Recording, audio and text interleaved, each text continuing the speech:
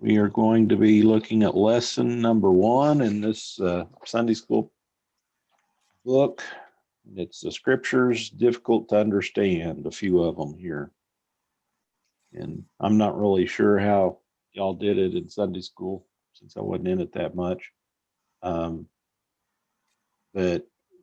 we'll go ahead and go through the scriptures here and then just kind of comment as we go, I guess. The first set of scriptures is on Abraham, or actually Abram. Starts in Genesis 15 in verse 12, and it goes through 18. It says, when the sun was going down, a deep sleep fell upon Abram, and lo, an horror of great darkness fell upon him. And he said unto Abram, know of a surety that thy seed shall be a stranger in a land that is not theirs, and shall serve them, and they shall afflict them 400 years. And also that nation whom they shall serve will I judge. And afterward shall they come out with great substance, and thou shalt go to thy fathers in peace. Thou shalt be buried in a good old age, but in the 4th generation they shall come hither again, for the iniquity of the Amorites is not yet full. And it came to pass that when the sun went down and it was dark, behold, a smoking furnace and a burning lamp that passed between the pieces. And the same day the Lord made a covenant with Abram, saying unto the seed, have I given this land from the river of Egypt unto the great river Euphrates. Now the way you have to kind of read ahead or behind it, in the front of it and behind it, to see kind of where it's at. In chapter 14, Lot, his family was taken by some of the people around there. And so that's when the servant took off and ran. Lot's servant took off and ran and found Abram and told him that his nephew had been captured, and his family and all that around there where they lived. So that's when Abram got his, basically his crew, people that worked for him and relatives and things like that. And they went and got them back and delivered them back, conquered the people at that particular time. And I don't remember which ones it was. I'd have to go back and read it. But that's also when, as they were coming back, they had brought a lot of the jewelry and the things that they've captured from them. And that's when he told them they didn't want any of it. The kings that he called, he said he didn't want any of it, just except to, get the people what was theirs. And then whatever that they did have, they did pay tithes, and Melchizedek came and he paid tithes to Melchizedek. The king paid tithes to Abram. I remember the story right. That was right before this lesson, okay? And so when he was coming, and it starts off, and he said, you've done all this for me, the first part of 15, you've done all this for me, yet I still don't have an heir. And God told him, you'll have an heir. I've told you that you're going to have a son. And he said, well, I know. I was getting ready to get my servant here ready so he can take over my, what I have. And he said, no, that's not going to be the true son. You're going to have a son. And he was already at this time about 75 years old, or a little bit older. So he said, because of that, I'm going to make a promise to you, or a covenant. And he told him to go get some of the pieces. I didn't have that open, but let me get it open real quick. Go get some meat, some sacrifices for the meat. So he did, and he went and got a calf and some birds.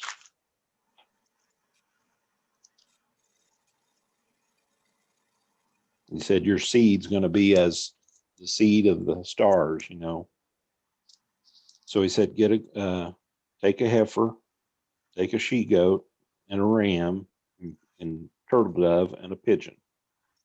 And each one of those he cut up getting ready for a sacrifice. So he cut up and he split them.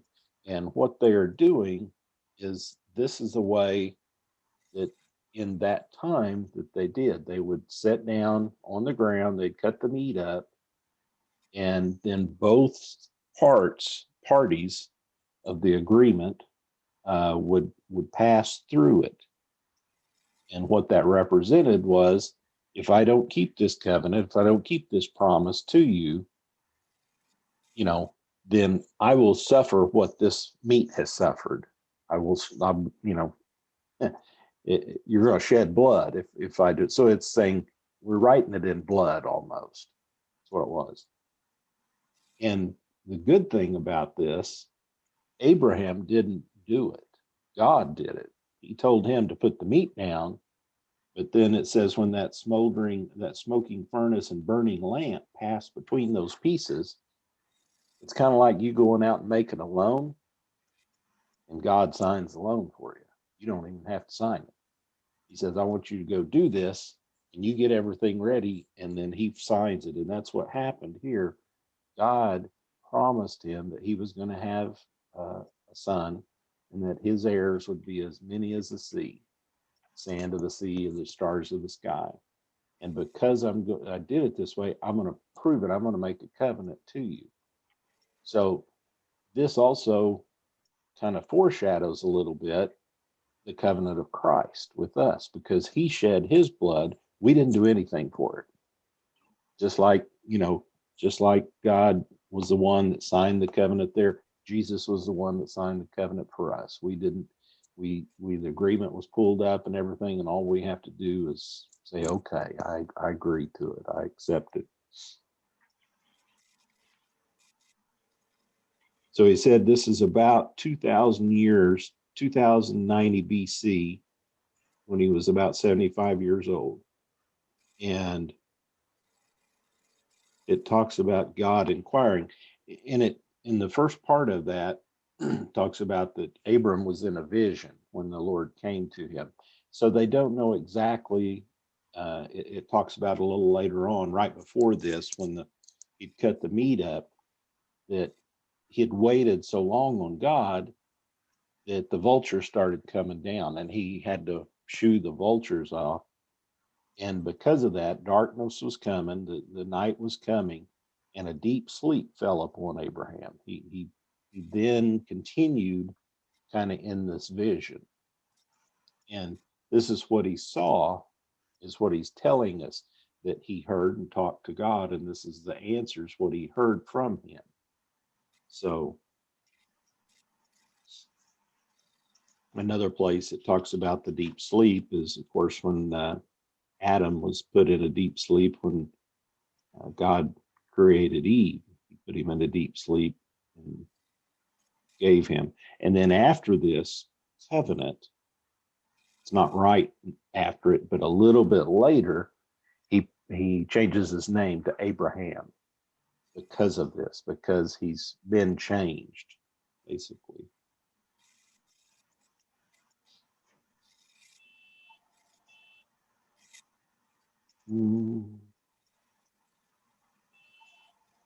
Says, what does it say to us about the nature of God in relation to his people, that God took the initiative to reassure Abraham regarding the promises he made him?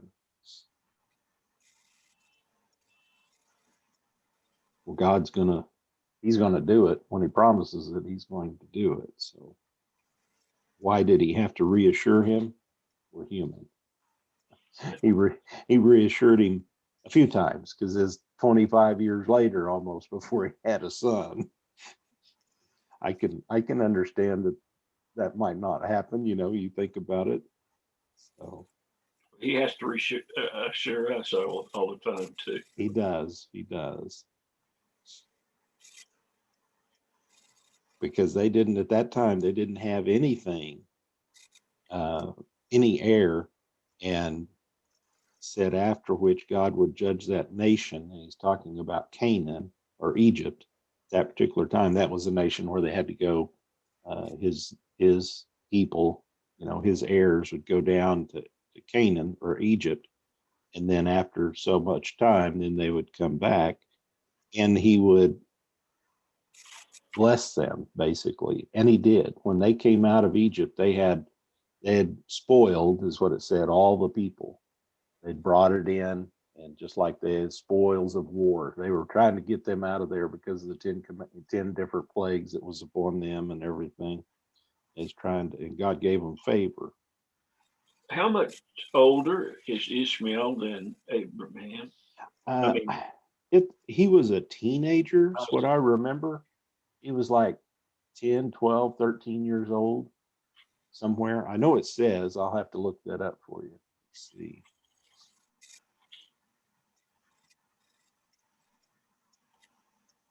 Because I think he had Ishmael when he was about 90, if I remember right. And then as another almost 10 years before Sarah came with child.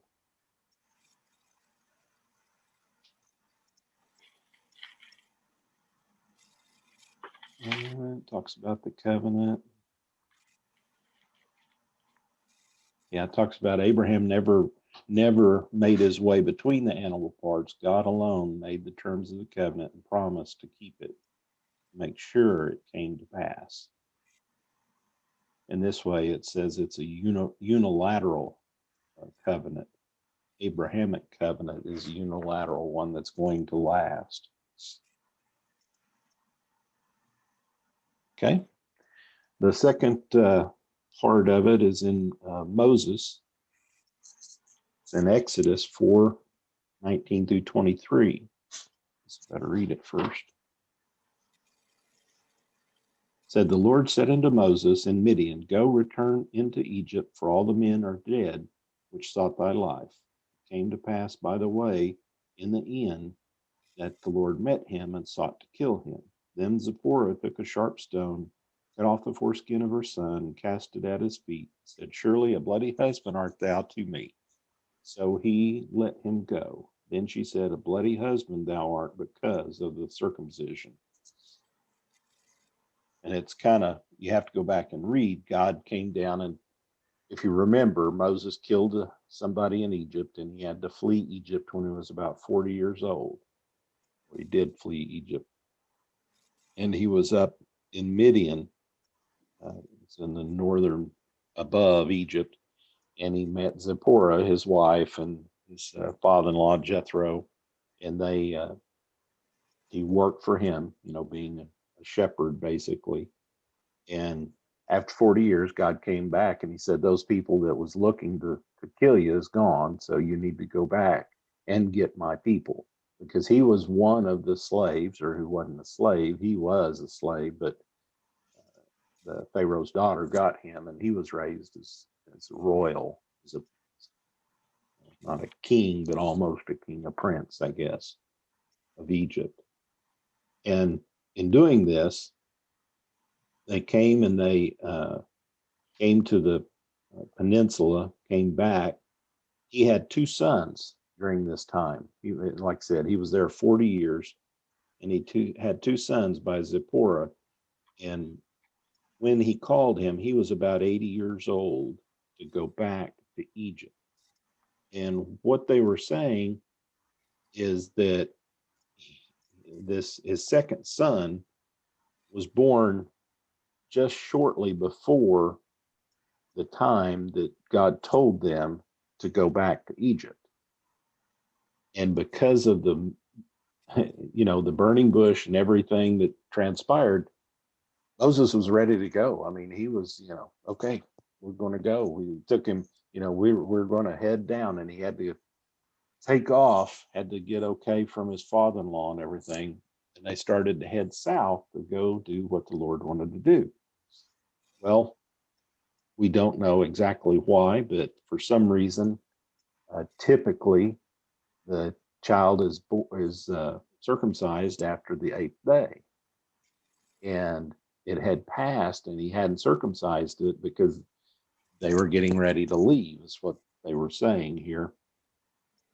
And because he forgot that covenant, that's where And it said that it came to pass by the way of the inn, when they started down the path and they came to their resting place. We think of an inn like a hotel inn, but it's not a Motel 6 out there. It's probably a wide spot in the road where there's a well where they can get some water and maybe some comfort through the night, maybe a roof over their head or something. But anyway, God met him there and was at that particular time seeking to kill him because he had not followed that covenant of circumcision that had been given to them before that. I mean, Abraham had circumcised his, and that covenant was given then, and it should have been passed on down. Evidently, his first son he was older, and he was, that did bring up a problem. But here it did. It said that God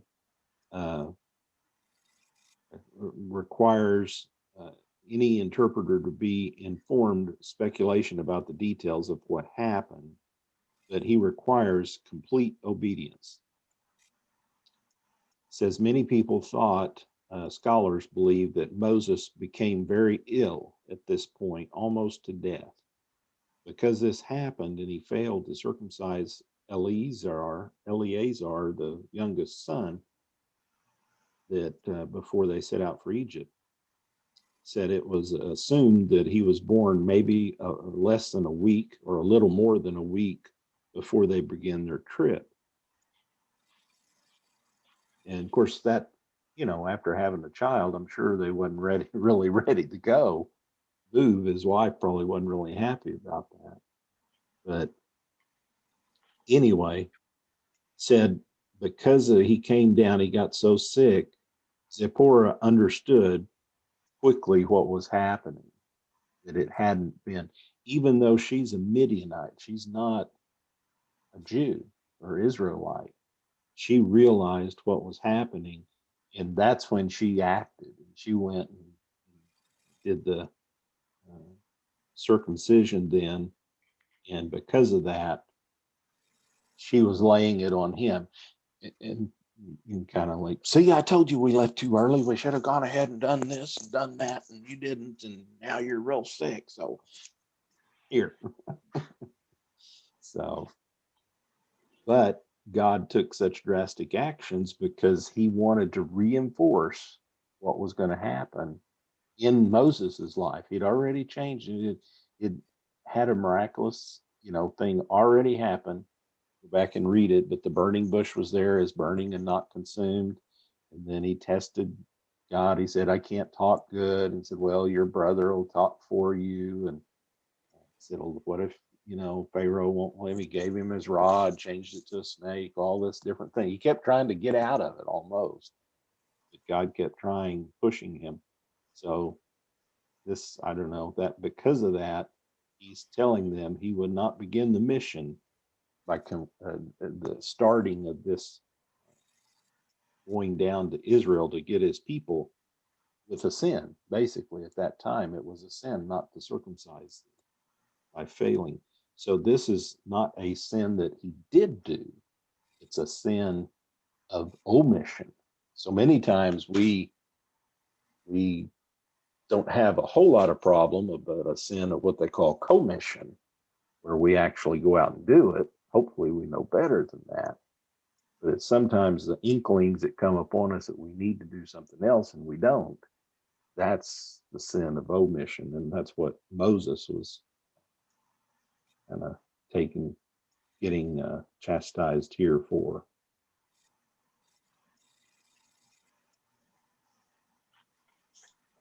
Y'all can ask questions if you want. Y'all don't have to There wasn't listen. much, there wasn't a whole lot of instructions.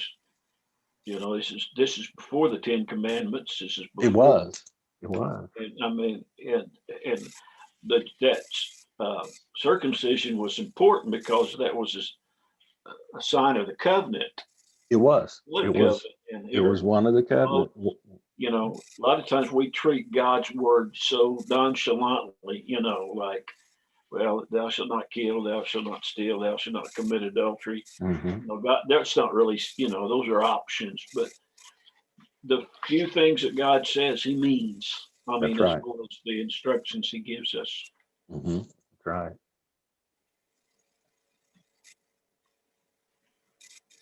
The last part is chapter 33 of Exodus, and it's also on Moses. After they came out of Egypt and after they've escaped Egypt, gone over the Red Sea, and Moses had left to go to the top of the mountain. He was there for 40 days.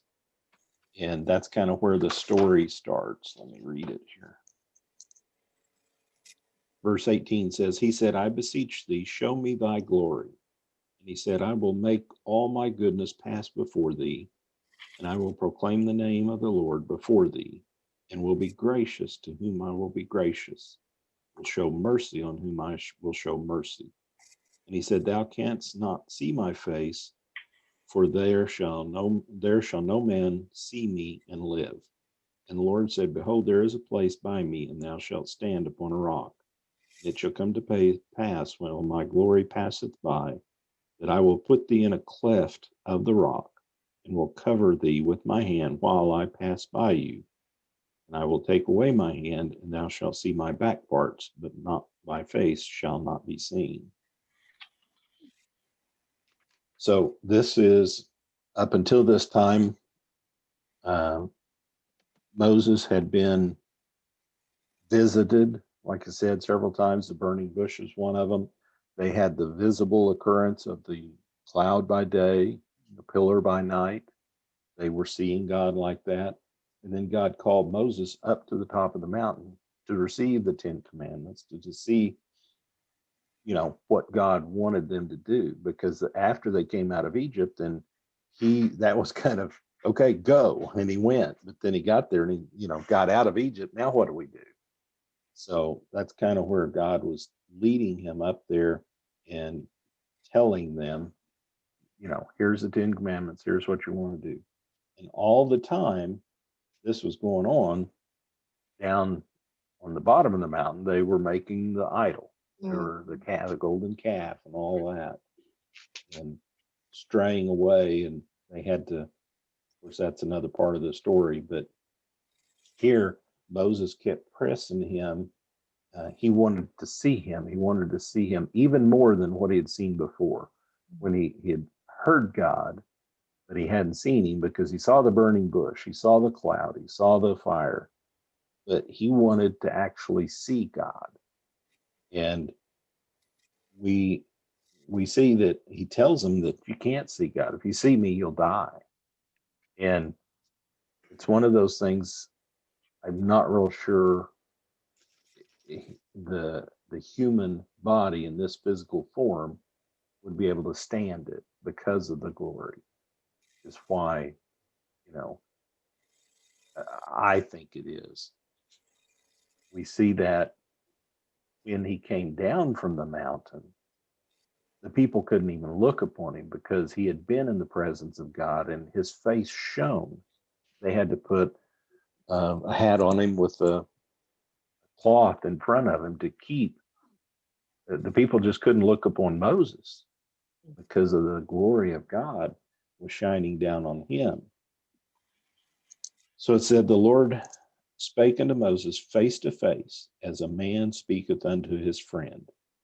Moses heard the Lord speak audibly, and sensed his presence, but did not see the Lord. Moses desired a more complete acquaintance with God, so he prayed, I beseech thee, show me thy glory. He wanted to see God in his full attributes. God replied, you can't. No man can see him and live. So we think about this, and it's like, okay, is that because of the fall? Because we know that God walked with Adam and Eve in the garden, and we just don't know how that was. Was it, here again, a physical? I think to me at that time, I think they may have been able to see God. Everything was perfect. It was. Up to their sin, they were perfect. That's right. So I think at that time they were able to see God. But after man fell, we just could not contain, our bodies could not contain or even stand it. I guess. We couldn't see what God would want to be. I mean, what he is. So what God said I can do is I'll have you stand over here in a little cave. You can't see out anything. And I'll come in front of the cave and I'll put my hand in front so you can't see. And then I'll turn around and you can see my back parts.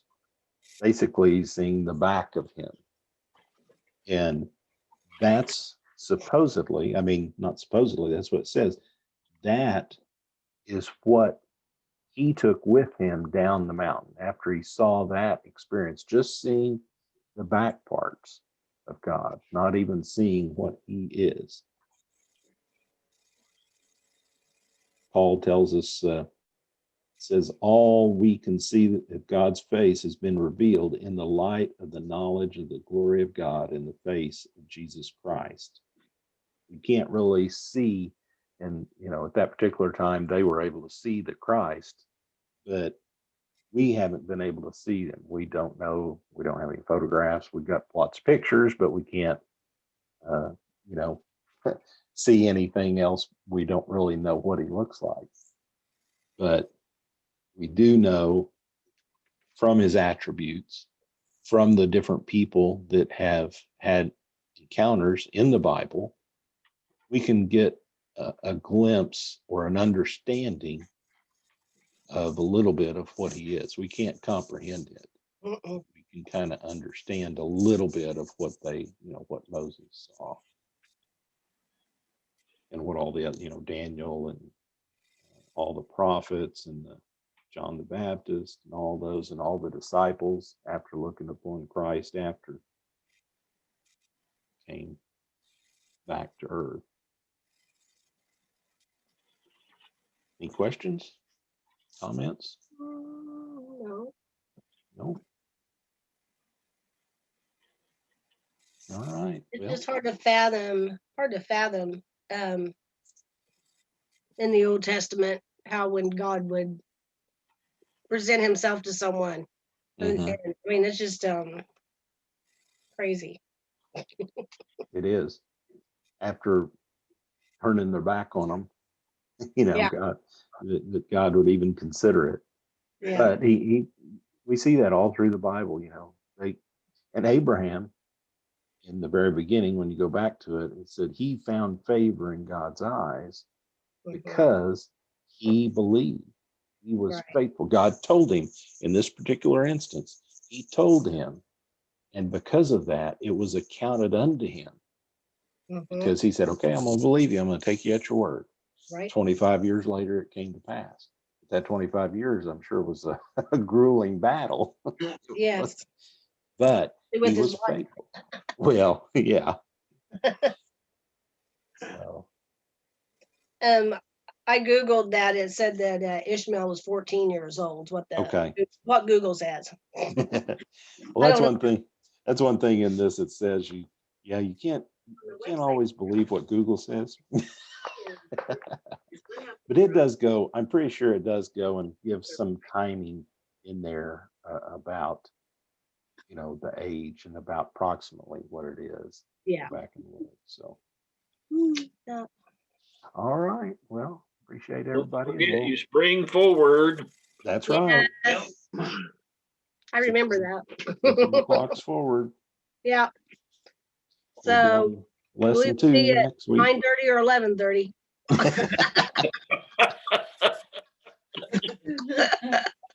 Hey, I read that Illuminati. Oh, did you? Wow. I had no idea what Illuminati was. Yeah. Until it's the people pulling by